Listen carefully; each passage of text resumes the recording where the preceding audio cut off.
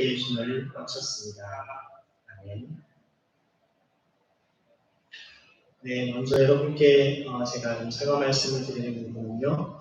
지난 1월 주보 가운데 제가 작년도 우리 연말 결산과 예산에 대한 내용을 제가 기억을 하면 착각을 하면서 좀 잘못 적었는데 제가 예산과 결산 대면을 좀 흔들어내서 우리가 작년 연말에 9,056만 원으로 이제 결산이 최종적으로 된 것을 말씀드렸고 예산은 8,100만 원인데 제가 작년 결산 대면을 착각해서 8,400으로 기록을 했던 것으로 알고 있습니다. 그것에 대해서 여러분 혹시 당황하셨거나 또 마음 상하셨다면 양해해 주시기 바랍니다. 또 하나는 지난주에 저희가 이제 운영회를 통해서 교회 곳곳에 지난주에 말씀드린 대로 물난리가 나고 또 그곳에 천장이나 이렇게 보수해야 될 것들이 많이 있기 때문에 이제 교회에서 건축 헌금을 이제 함께 작정을 해서 하자고 말씀을 해주셨습니다. 그래서 제가 거기 주보에 대한 내용과 헌금 계좌가 있습니다. 그래서 교회 대보수를 위한 이러한 헌금은 건축 헌금 계좌로 여러분들이 혹시 헌금하실 분들은 이것을 하시면 되고 다음 주에 먼저 작정을 하시고 내가 함께 했으면 좋겠습니다. 1회나 혹은 여러분들이 나눠서 올해 중에 얼마 하겠습니다 하셔서 같이 분담을 하셔도 좋습니다. 우리가 여러분들이 지난 40여 년 동안 정말 눈물과 기도 가운데 이 교회를 지어서 함께 신앙생활을 해오셨는데 이제는 이제 다음 세대를 향하여서 여러분들이 또 안전하게 주님 예배할 수 있는 좀 은혜의 자리로 마음을 모아주시기 바랍니다. 코로나19로 인해서 사회적 거리두기가 계속 지금 강화가 되고 있는 상황입니다. 좀 부정 연휴가 되면 누그러지지 않을까 예상을 했는데 곳곳에서 계속 감염자들이 많이 나오고 있기 때문에 여전히 이것이 좀 약화되지 못하고 있는 상황입니다. 이로 인해서 여러분들이 예배나 일상생활에도 어려움이 있겠지만 그런 가운데 더 주님의 은혜를 구하면서 특히 이 땅의 모든 일상이 회복될 수 있도록 마음과 기도해 주시길 바랍니다. 25장에 보면 바울은 이 베스도 총독 앞에서 논리정연하게 자신을 잘 변호했습니다. 사실 사람이 억울한 일이 있거나 자기가 법정에 서게 되면 자기가 잘 변호를 못합니다. 왜냐하면 그 사람을 고발한 사람들은 대부분 뭔가 자기 이권이나 또 뭔가 상대방을 강하게 짓밟기 위해서 이러한 것을 하기 때문에 아직 그 분야의 최고의 전문가를 데려다가 이제 그를 고발하고 또 그를 어렵게 만들게 마련입니다. 그럼 아무래도 법적인 것에 대해서 잘 알지 못하면 그냥 속수무책으로 당할 수밖에 없죠. 즉 아무리 바울이 하나님의 말씀에 대해서 잘 알고 있다 할지라도 실제 재판을 받는 것은 로마법에 근거해서 받는 것이기 때문에 로마법을 제대로 알지 못하면 그가 문제를 보게 됩니다. 실제로 오히려 자신의 변호함을 통하여서 그 상대방들이 당황하고 또 그들이 다 거짓으로 고발한다는 것을 드러내는 모습을 보게 됩니다.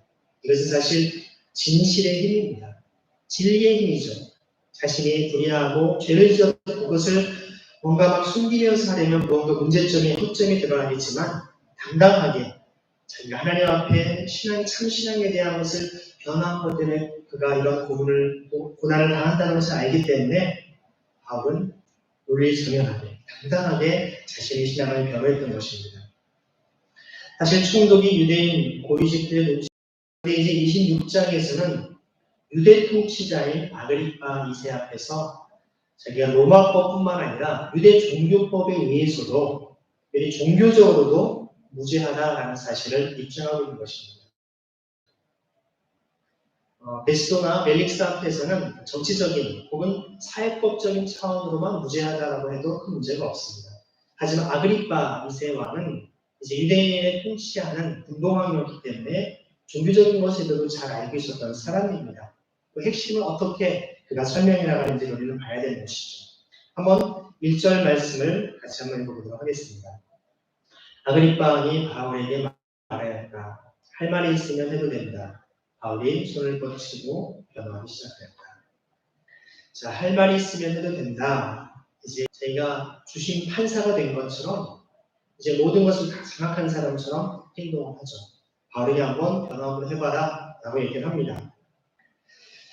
유대인들로부터 바울이 고발이 됐고 또 자신의 재판권 하에 들어왔으면 총독은 법에 따라 소신껏 베스도 총독은 유대 통치자였던 아그리파 왕의 호기심을 만족시켜 주려고 하다가 잠깐이긴 하지만 자신이 로마 총독으로서의 고난이 없는 아그리파에게 넘겨주는 그런 형식이 되어버린 것이죠. 물론 명분은 있습니다. 이 사람을 총독 이제 황제에게 보내야 되는데 황제에게 보내야 될 만한 죄목이 마땅치 않기 때문에 혹시 종교적으로 심각한 문제가 되는지를 또 나에게 좀 팁을 달라라는 그런 차원이기도 한 것이죠. 아그리파는 이 로마와 유대인 지도자들 모두 모인 자리여서 그랬는지 또 바울에게 자기를 변호할 수 있는 기회를 줍니다. 아마 이것은 바람직한 태도라고 볼 수 있습니다. 지금도 사회나 교회에서 어떤 사람에게 의심스러운 일이 있을 때 반드시 이렇게 당사자에게 자세한 설명을 들을 수 있는 기회를 주는 것이 중요합니다. 해명하거나 혹은 자기를 변론할 수 있는 기회가 필요하다는 것이죠. 다른 사람들이 고발하거나 모함하는 것을 듣다 보면 그게 다 전부 사실인 것 같습니다. 정말 그것이 사실인지 아닌지를 알아보기도 전에 그냥 그 상대방을 정죄하고 주인 취급하는 경우들이 많이 있습니다. 하지만 그 전에 합당한 증거를 요구하고 또 자기 변호를 할 수 있는 기회를 주는 것은 굉장히 중요합니다.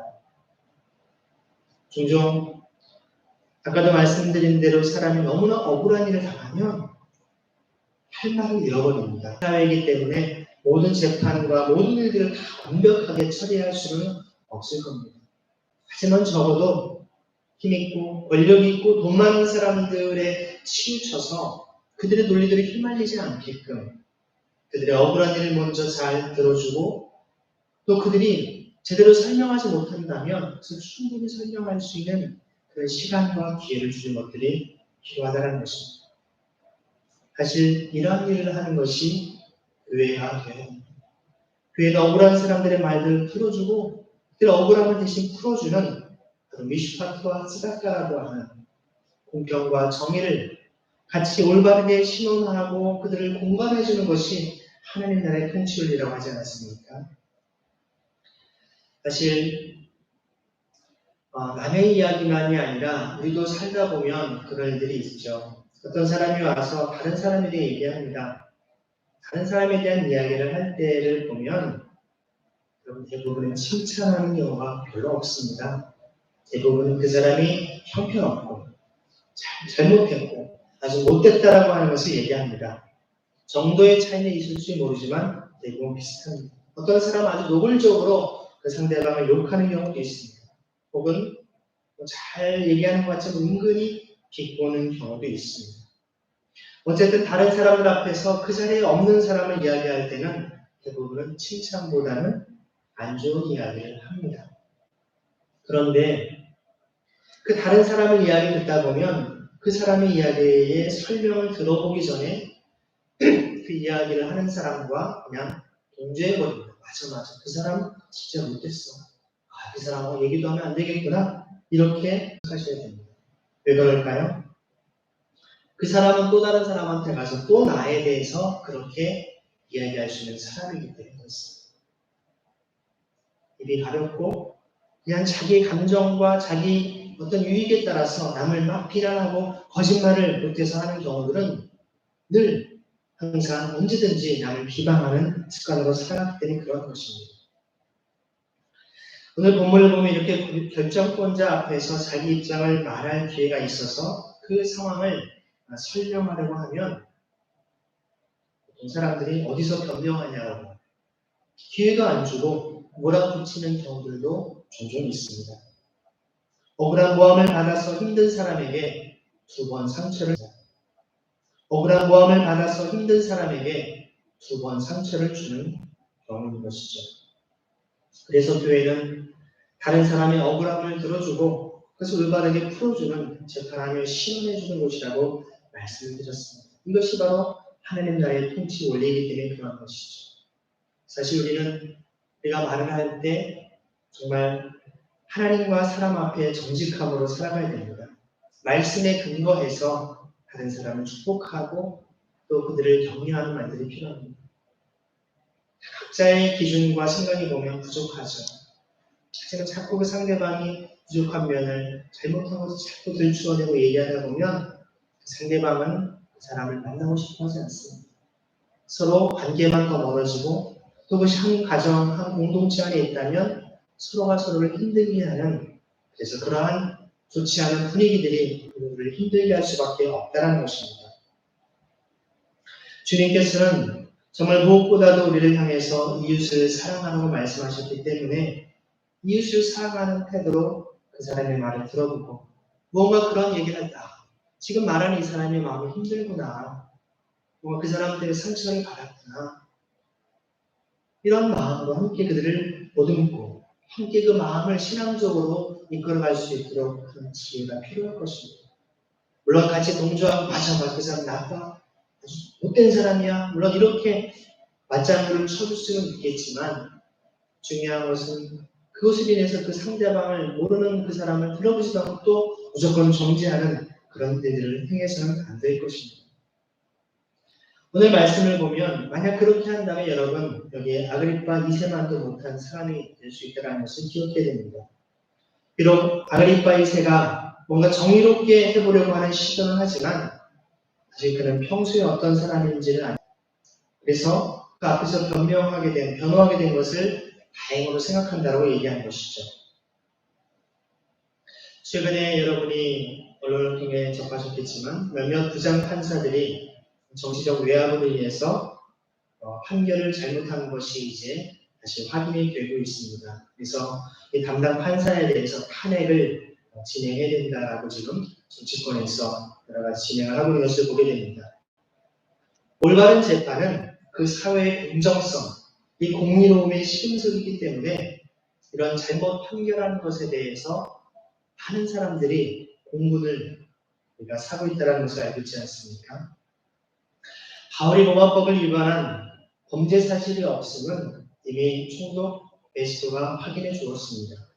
다시 그 문제를 언급할 필요가 없기 때문에 바울은 이제 자기를 고발한 유대 종교 지도자들의 주장에 따라 종교 문제에만 집중을 해서 이야기합니다. 그의 논증의 실발점은 자신을 고발한 유대인들도 바울 자신이 젊을 때부터 같이 아주 어떤 삶을 살았는지를 잘 알고 있습니다. 곧 그들은 내 동족 가운데에서 그리고 예루살렘에서 처음부터 어떻게 살았는지를 알고 있습니다. 그들은 오래전부터 나를 알고 있었으므로 증언하려고 마음만 먹으면 그들은 내가 우리 종교의 가장 엄격한 팔을 따라 바리새파 사람으로 살아왔다는 것을 인정할 것입니다. 바울은 자신이 어떤 사람이었는지를 유대 사람이 다 알고 있기 때문에 몇몇 사람만 알아보면 금방 그것을 다 증명할 수 있기 때문에 종교적으로, 신앙적으로 자신이 거리낌 없이 살아온 사람이라고 하는 것을 모두가 인정할 것이라는 것이죠. 적어도 예전에 바울 못된 사람이다 라고 말하지 않는다는 것입니다. 누구보다도 하나님의 말씀 앞에 율법의 열심과 충성을 내었던 사람이라고 하는 것을 많은 사람들이 증명해 줄 것이라고 얘기하는 것이죠. 여기에서 바울이 단순히 자기를 유리하게 하기 위해서 변명하거나 자기를 과대 포장했다고 한다면 바로 거기에 있었던 유대 종교 지도자들이 이것을 고발하고 더 문제를 삼았을 것입니다. 하지만 바울은 누구보다도 자기가 하나님과 사람 앞에 어떻게 삶을 살아왔다는 것을 알기 때문에 그 부분들을 이야기하는 것입니다. 자기가 예루살렘에서 젊었을 때부터 생활한 상황을 유대인들이 다 안다고 하는 바울의 주장에 대해서 이 유대 종교 지도자들도 반박할 것이 전혀 없습니다. 이것을 보면 바울은 유대인들 사회에서도 아주 잘 알려졌던 사람이라는 것을 우리는 잘 압니다. 사실 바울은 그가 회심하기 이전부터 유대인들만이 아니라 크리스찬들에게도 굉장히 유명했던 사람입니다. 유명했다기보다는 악명 높은 사람이었죠. 바울한테 붙잡히면 정말 요즘, 그리고 자신 유대교 신앙에 문제가 있었다면 그들이 이것을 다 알 것이라고 얘기하죠. 6절과 7절 어떻게 얘기합니까? 읽어보겠습니다. 지금 나는 하나님께서 우리 조상들에게 주신 약속의 소망이기 때문에 여기에 서서 재판을 받고 있습니다. 우리 12지파는 밤낮으로 열심히 하나님을 섬기면서 그 약속이 이루어지기를 바라고 있습니다. 저나 나는 바로 이 소망 때문에 유대 사람에게 고발을 당한 것입니다. 이제 바울은 유대인들이 자신의 신앙 때문에 고발한 것에 대한 것은 도대체 왜 그런지를 이제 한 걸음 더 나아가서 그 변론으로 이어갑니다. 자신의 신문을 받는 문제의 핵심은 바로 그 약속에 대한 해석과 기대의 차이에 있다고 얘기하죠. 바로 하나님께서 우리 조상들의 또 언약을 맺으셨는데 그 약속에 대한 소망을 갖고 있는 것은 결코 잘못된 것이 아니다. 성전을 떠나지 않고 밤낮으로 하나님을 예배했던 우리 조상들의 12지파 모두가 그 약속의 성취를 기대하고 살아가는 것이 아니냐라고 주장한 것이죠. 자기가 신앙하고 믿고 있는 것은 자기만이 아니라 우리 모든 12지파의 유대인, 이스라엘 백성들이 간절히 바라고 소망하는 것이라고 그는 얘기합니다. 당시에 바벨론 포로 생활에서 돌아왔던 유대 지파와 베냐민 지파만이 유대 민족을 구성한다고 생각하고 있었는데 바울은 예수님이 하셨던 것처럼 그리고 실패한 이스라엘 민족 대신 이스라엘로 시작된 교회를 보여주는 사도행전 1장처럼 바로 굳이 우리 12지파라고 표현합니다. 유대인과 이스라엘이라는 표현은 오랫동안 남과 북이 분단되어서 됐었습니다. 특별히 유대지파를 굉장히 강조했었던 그 시대. 이것은 바울이 유대인과 사마리아에는 물론 모든 민족을 포함한 새로운 12지파로 구성된 새 이스라엘, 예수님 안에서 새롭게 시작된 새 이스라엘의 시작이 자신의 사역의 목표이기 때문에 바로 이렇게 표현한 것으로 볼 수가 있습니다. 우리 이스라엘 사람들이라면 밤낮으로 간절히 하나님을 받들고 섬김으로 얻길 바라는 한 가지 소망이 있다라고 그는 얘기합니다. 바로 그것 때문에 자신의 고발을 당했다고 얘기하죠. 여러분 그렇게 간절히 바라는 것 때문에 신앙생활을 했는데 그렇다면 우리는 어떻습니까? 여러분들이 교회에 나오고 또 가정과 교회에서 신앙생활을 평생 해오셨는데 그 목적이 무엇입니까? 여러분이 왜 교회에 나오시고 왜 신앙생활을 해오고 있습니까? 물론 온전한 믿음 없이 그냥 교회를 나오는 분도 있을 수도 있습니다. 예수님을 믿고 나는 그리스도인이라고 하는 경우에 왜 내가 교회에 나오고 신앙생활을 하고 있는지를 도대체 무슨 소망 때문에 그러게 있는지를 여러분 기억하고 있습니까? 우리가 소망하는 바와 신앙생활을 통해 이루기를 원하는 것이 성경에서 가르쳐주는 것과 다르다면 여러분 문제가 아니겠습니까?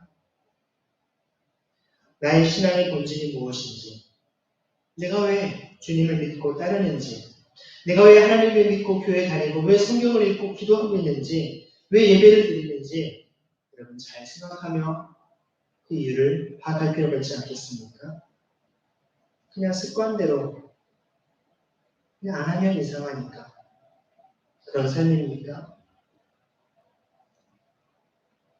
바울은 사실 그 소망 때문에 그 당시 온 세계 열방을 다 돌아다니면서 복음을 전하는 전도자의 삶을 살았습니다. 여러분이 정말 그런 바울과 같은 전도자의 삶을 살고 있지 않다면 과연 여러분이 그런 소망이 있는 것이 사실인지, 아니 여러분이 지금껏 신앙생활을 하면서 단 한 사람에게도 예수님을 전하지 않고 살아왔다면 과연 여러분이 그리스도인이라고 말할 수 있는지 진지하게 여러분 생각해 봐야 됩니다. 여러분들이 은진교회에서 지난 40년 동안 신앙생활을 해봤지만 여러분을 통해서 누군가 예수님을 만나게 되고 여러분을 통해 그의 가정이 변화되는 그런 모습들을 여러분 경험하고 있습니까? 여러분을 통해 전혀 예수님 알지 못하는 이웃들이, 여러분 주변에 함께 사는 사람들이 이곳에 와서 함께 예배드리고 신앙이 거듭나는 역사들이 일어나고 있습니다. 여러분을 통해 여러분의 가족들이 변화되어지고 여러분의 친지들이 주님께로 돌아오는 역사가 일어나고 있습니까? 그렇다면 여러분이 품고 있는 소망과 성경이 말하는 소망이 다를 수 있다는 것입니다. 사실 우리에게 바울은 자기가 바로 그 소망, 구약 성경 부터 예언된 약속의 성취에 대한 기대와 믿음 때문에 이런 고소를 당했다라고 재판관에 앉아있는 아그리빠에게 호소합니다. 그러한 소망의 핵심이 무엇입니까? 8절 함께 읽어보겠습니다. 있습니다. 여러분은 어찌하여 하나님께서 죽은 사람들을 살리신다는 것을 믿을 수 없는 일로 여기십니까? 제가 오늘 주보의 설교 제목을 만약에 이것을 길게 다 넣을 수 있다면 이 8절 말씀을 다 넣었을 것입니다. 여러분 어찌하여 하나님께서 죽은 사람들을 살리신다는 것을 믿을 수 없는 일로 여기십니까? 어쩔 수 없이 줄여서 어찌하여 못 믿습니까? 라고 제가 설교 제목을 정했습니다. 그렇습니다. 사실 이 땅에 있는 많은 사람들이 이 땅을 살아가지만 자기가 여전히 주인으로 살아갑니다. 예수님 믿고 따르면서도 자기가 경험한 삶, 자기가 신앙생활에서 경험했던 것을 벗어나는 것을 도저히 받아들이지 않습니다. 못 믿습니다. 사실 믿음이 없어서라기보다는 오늘 바울은 것을 정확히 표현합니다. 하나님이 그런 일을 못한다라고 생각하십니까? 라는 것이죠. 하나님의 능력을 제한하고 하나님의 전지전능하심과 하나님의 모든 놀라운 능력들을 우리 스스로 믿지 못하고 제한하고 있다는 것입니다.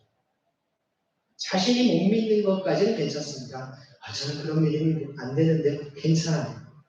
다른 사람이 그런 믿음을 갖고 있는 것마저도 그걸 잘못했다라고, 그거 틀렸다라고, 그거 아니라고 우기고 있다는 것이죠. 분명히 차이가 있습니다. 어린아이가 아직 경험하지 못하고 잘 몰라서 저 몰라요, 저 모르겠는데요. 이거 괜찮습니다. 그것은 귀엽죠.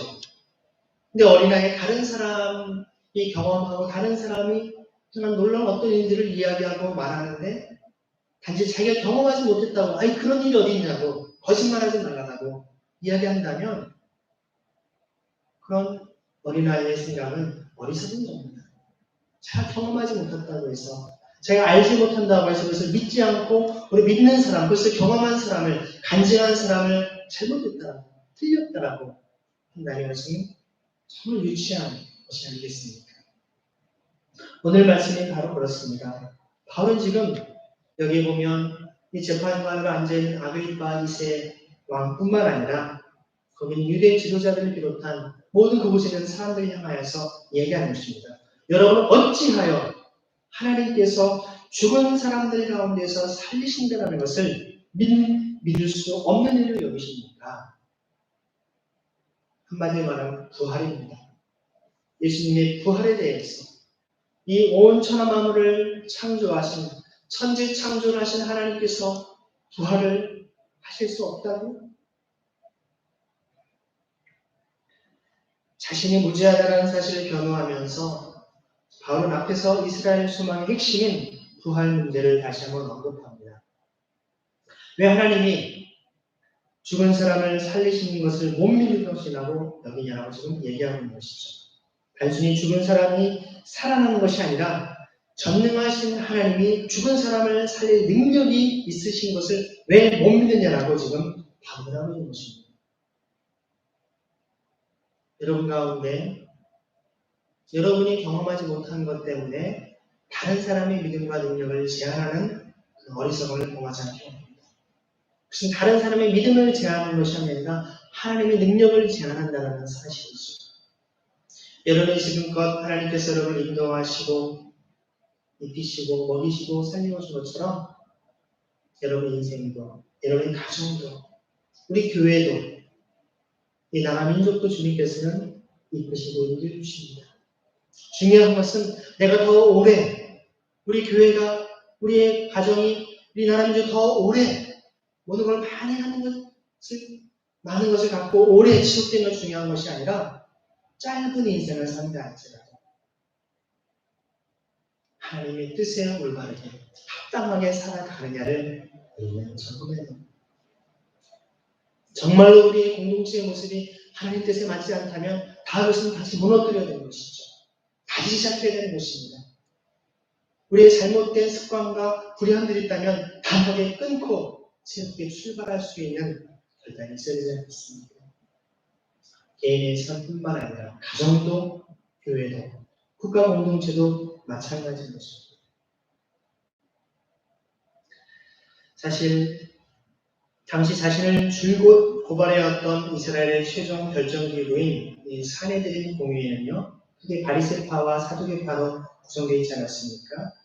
바울이 율법 훈련을 받아서 속했던 그 바리새파 사람들은 율법에 철저했을 뿐만 아니라 부활이나 내세와 영과 천사 이런 것을 다 믿었습니다. 그런데 사두개인들은 이런 것을 믿지 않았습니다.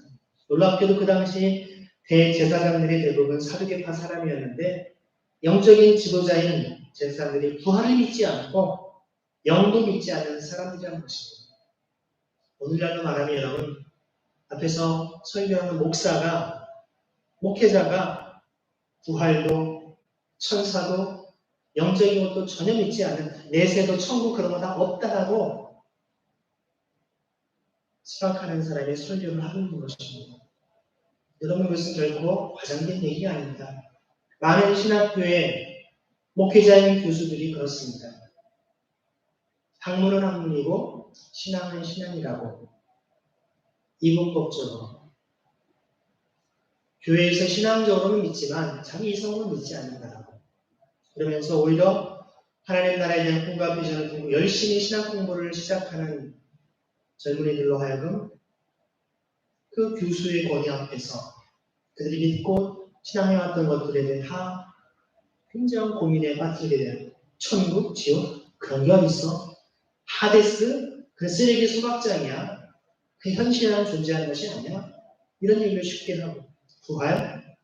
예수님의 그 정신을 이어받는 것이 정신적인 부활이지 실제 죽었던 사람이 어떻게 다시 살아나?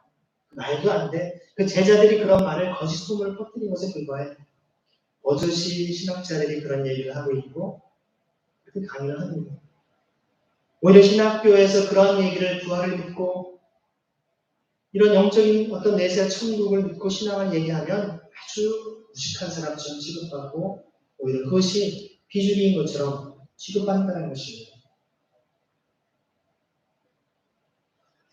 이것은 오늘날에만 있었던 일이 아닙니다. 예수님 당시도 마찬가지였습니다. 그래서 그때처럼 바울은 다시 아그리빠를 비롯하여 로마 당국에 빌붙어서 특권을 누리던 사두개파를 향해서 당신들은 어찌하여 하나님께서 죽은 사람을 살리심을 믿을 수 없는 것을 여기냐라고 반문하는 것입니다. 그들의 신앙 문제를 제기하는 것이죠. 이런 점에서 바울은 자신이 전하는 복음의 핵심이 바로 예수님의 부활이었던 것입니다. 그것 때문에 로마 총독 법정에 고발을 당하고 있다는 사실을 분명하게 이야기합니다. 여러분, 그리스도를 믿는 우리 신앙의 핵심은 무엇입니까? 그것은 예수를 믿고 복받고 사회에서 높은 위치에 올라가고 돈을 많이 벌고 성공하고 번영을 누리는 그런 것이 아닙니다. 그렇다고 성경에서 알려준 여러 복잡한 교리나 신앙 체계를 갖는 것도 아닙니다. 오히려 우리 죄 때문에 이 땅에 오셔서 정말 십자가의 처형을 당하시고 3일 만에 부활하시고 하나님의 아들 되신 예수 그리스도, 바로 그분의 부활을 통해서 우리의 모든 죄와 죽음의 문제가 해결된다라고 하는 사실을 우리 믿고 따르는 것, 그것이 바로 우리의 신앙의 핵심, 본질이 아니겠습니까? 이 땅에 오셔서 죽으시고 부활하신 주님, 그분이 우리 가운데에서도 함께 부활의 생명으로, 부활의 첫 열매가 되셔서 우리도 죽음의 권세를 넘어서 하나님 놀라운 생명의 자리에 나아갈 수 있다는 것을 갖는 것이 그리스도의 삶이 아닙니까? 그렇기 때문에 여러분, 그리스도는 결코 좌절할 수 없습니다. 우리는 거저 넘어지는 위치에 그냥 계속 있을 수가 없습니다. 어떤 어려움이 있어도, 어떤 문제가 있어도 우리는 부활의 신앙이 있기 때문에 우리는 웃음을 잃지 않을 수 있고 또한 그 가운데 기뻐하며 감사할 수 있는 삶이 아니겠습니까? 옆에 분에게 한번 인사하겠습니다. 우리는 부활의 소망을 가지고 있습니다. 기독교 신앙의 핵심은 부활입니다. 사도들이 성령을 받고 변화되며 나가서 전할 때 그 초대교회의 핵심 메시지는 예수 믿고 복 받으십시오, 예수 천당, 이것이 아니었습니다. 예수님이 바로 우리가 그토록 기다리던 메시아, 구원자시고 그분이 십자가에 못 박혀 돌아가셨지만 다시 살아나셨습니다. 있다라는 것을 저는 봅니다. 주님의 부활, 그것을 증거한 것이 증인들의 사명의 핵심이었던 것입니다. 물론 바울도 처음부터 그것을 받아들였던 사람 아닙니다. 자기도 모를 때 그것을 핍박하는 사람이었죠. 그것을 9절과 10절에 얘기합니다. 같이 읽어보겠습니다. 사실 나도 한때는 나사렛 예수의 이름을 반대하는데 할 수 있는 온갖 일을 다 해야 한다고 생각하였습니다. 그래서 나는 그런 일을 예루살렘에서 하였습니다. 나는 대제사장들에게서 권한을 받아가지고 많은 성도를 옥에 가두었고 그들을 죽음을 당할 때 그 일에 찬동하였습니다. 11절까지입니다. 그리고 회당에서 찾아가서 여러 번 그들을 형벌하면서 강제로 신앙을 부인하게 하려고 하였습니다. 나는 그들에 대한 분노가 극도에 달하였으므로 심지어 외국의 여러 도시까지 바퀴의 손을 뻗쳤습니다.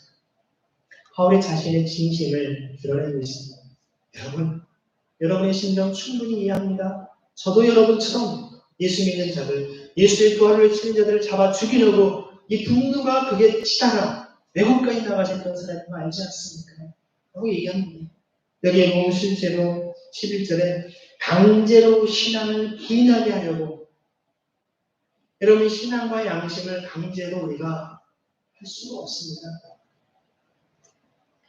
유럽에서 종교의 자유를 갈망했던 이들이 1600년대에 정말 플리머스호를 타고 이제 미국이라고 하는 신대륙에 도착했을 때 그들이 헌법에 가장 중요한 것을 명시합니다. 더 이상 국가가 어떤 개인의 신앙과 양심의 자유를 소박하고 제어하는 일은 없게끔 정치와 종교는 분리시켜야 된다고. 여러분 정교의 분리의 원래의 의미는 교회가 사회 불이한 일에 대해서 아무런 수위도 하면 안 된다 그게 아닙니다. 교회는 본질적으로 예언자적 사명을 감당해야 되는 것입니다. 왕이 제사장이 불의한 일을 행할 때 하나님께서 하나님의 사람을 통해서 그들을 통렬하게 비판하게 하셨고 그들의 죄악을 고발하게 하셨습니다. 교회가 그 일을 해야 되는 것입니다. 하지만 반대로 국가가 권력자들이 개인의 신앙과 양심을 강제로 개종시키게끔 그 신앙을 무너뜨리도록 하는 것을 하지 못하도록 막도록 한 것이 바로 정교분리의 핵심입니다. 여러분 정교분리의 의미를 왜곡하지 않도록 합니다. 교회가 사회 불의함들을 우리가 외치고 잘못된 것을 잘못됐다고 얘기하는 것은 지극히 성경적이고 올바른 신앙의 모습입니다. 왜 교회 강단에 정치적인 얘기를 하십니까? 정치적인 것이냐가 중요한 것이 아니라 그 말씀이 하나님의 말씀에 근거한 것이 아니냐, 성경적이냐 아니냐가 중요한 것입니다. 정치를 얘기할 수도 있고 경제를 얘기할 수도 있고 사회, 문화, 역사 모든 것을 얘기할 수 있는 것입니다. 얘기하지 않는 것이 잘못이죠. 기준은 성경적으로 제가 하고 있느냐. 하지만 한국 사회에서는 이분법적인 이런 갈등이 심하다 보니 한국 전쟁을 경험하고 이 종북 좌파라고 하는 북한에 대한 여러 가지 이런 갈등들이 있다 보니까 정치적으로 혹은 사상적으로 보수와 진보를 갈라놓고 어느 교회 가면 보수 얘기하면 안 되고 또 어느 교회에서는 진보 얘기하면 안 되고 이러한 교회가 진보 논리에 파묻혀서 제대로 된 하나님의 성경 말씀을 전하지 않고 있다는 것입니다. 진보적이냐 보수적이냐가 중요한 것이 아니고 그 이야기와 그 사상과 생각이 과연 성경적이냐 하나님의 말씀의 기준에 비추어 올바른 것이냐를 따져봐야 된다는 것입니다. 그러기 위해서는 성숙한 토론과 또 성숙한 신앙이 필요합니다. 바울이 사실 정작 하나님의 복음의 말씀을 전하는 데 있어서 그들은 무엇이 진리인가를 묻고 따지기 전에 자기가 속한 집단의 그런 집단 이기주의에 빠져서 자기 집단과 다른 얘기를 하면 무조건 틀리고 무조건 잘못됐다고 존재하는 분에게 삶을 살았던 것입니다. 오늘날 우리의 삶 속에서도 하나님께서는 올바른 신앙의 삶을 살기를 주님 원하십니다.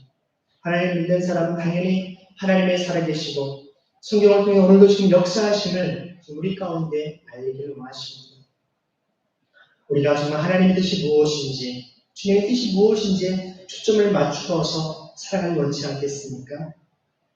내가 무엇을 믿느냐 안 믿느냐 이게 중요한 게 아니라 요즘 한국 교회를 보면 잘못된 것을 믿고 있는 것이 더 문제라는 것입니다. 제가 군대를 갔다 와서 군에 있는 동안에 전투 수영을 했었습니다. 전방에서 군장과 모든 것을 다 총을 다 들고 물속에 들어가는 겁니다. 물이 저는 그 전까지 항상 제 키보다 얕은 곳에만 가서 제가 이렇게 수영을 했었지, 저도 더 깊은 곳에 물에 들어간 적이 거의 없었습니다. 물론 전투 수영을 할 때도 더 높은 곳에 가진 않았습니다. 근데 가다 보니까 중간에 푹 빠지더라고요. 군장을 이렇게 마치 부력을 이용해서 이렇게 내면서 가게 하는데요. 다행히 빠지진 않았지만 제가 그때 결심을 했습니다. 제가 제대하고 나면 반드시 수영을 내가 배워야겠다. 수영을 못했었습니다. 제대하고 제가 복학을 한 다음에 수영 수업을 첫 학기 들었습니다. 그 당시에 제가 토요일날 오전에 그때는 토요일날 수업이 있었습니다. 대학에서 수영 수업을 들었는데요. 수영이 그렇게 피곤한 건지 몰랐습니다. 수영 수업 듣고 나면 그냥 너무 피곤해가지고 몇 시간을 자지 않으면 안 되는, 물을 많이 먹을 땐 그랬죠. 정말 저는 수영 아무런 부처도 없었던 사람이었습니다. 보니까 그 수영 수업을 듣는 대부분의 학생, 저를 빼고 모든 학생이 전부 한 15명쯤 들었는데요. 다 수영을 잘하는 학생들이었습니다. 뭐 왔다 갔다도 잘하고요. 저는 계속 물 먹으면서 그냥 허우적대니까 나중에 제가 성적을 A를 받았습니다. 근데 오히려 정말 저보다 훨씬 수영을 잘하는 다른 친구 물어봤더니 A를 못 받았대요. 제가 그 강사 선생님께 가서 여쭤봤어요. 선생님, 제가 수영을 잘 못하면 어떻게 저에게 A를 주셨습니까? 했더니 너는 전혀 못했던 사람인데 가르쳐주는 데는 조금씩 계속 진보가 있었기 때문에 그 진보에 컸기 때문에 A를 줬다. 그런데 그럼 저보다 잘한 사람은 왜 A를 안 줬습니까? 했더니 내가 그렇게 잘못된 자세를 고치라고 해도 이미 그것에 습관이 돼가지고 고치지 않는 계속 잘못된 방식을 하는 친구들은 A를 주지 않았다는 겁니다. 그렇죠, 여러분? 실제로 아무것도 모르는 사람에게 바른 진리를 가르치고 바른 길로 인도해주면 오히려 쉽습니다. 하지만 잘못된 방식으로 길들여져 있는 사람은 다시 올바른 길로 바꾸기에는 참 쉽지 않다는 것을 우리가 살아가면서 많이 보지 않습니까? 여러분, 우리가 믿느냐 안 믿느냐를 떠나서 여러분이 온전한 주의 말씀의 순간 올바른 신앙을 가지고 바울이 예수님을 알기 전에 얼마나 열심히 갖고 있던 사람이었습니까? 하나님의 특심을 품었던 사람이었습니다. 하지만 그 결과는 다른 사람을 죽이고 분노하는 그런 삶이었습니다.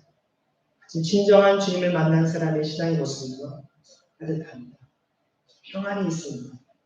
여유가 있습니다. 재촉하지 않습니다. 기다려줍니다. 격려해줍니다.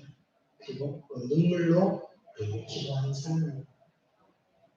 오늘의 바울의 변호와 간증을 통해서 그 당시 많은 이들이 주님께로 돌아오시도록 귀한 통로가 되었던 것처럼 저와 여러분의 삶을 통하여서도 하나님 저의 삶을 통해 잃어버린 영혼들이 주님께로 돌아오게 하시고 또 저를 통해서 오히려 하나님을 열심히 믿는다 했지만 가족과 주위의 친지들, 이웃들에게 상처와 아픔을 주는 그런 잘못된 삶을 살아간다는 주님, 그걸 돌이키게 하시고 주님 기뻐하시는 참된 신앙의 삶을 살게 하여 주옵소서. 주님 저를 불쌍히 여겨 주옵소서. 같이 그런 마음 이 시간 기도하도록 하겠습니다.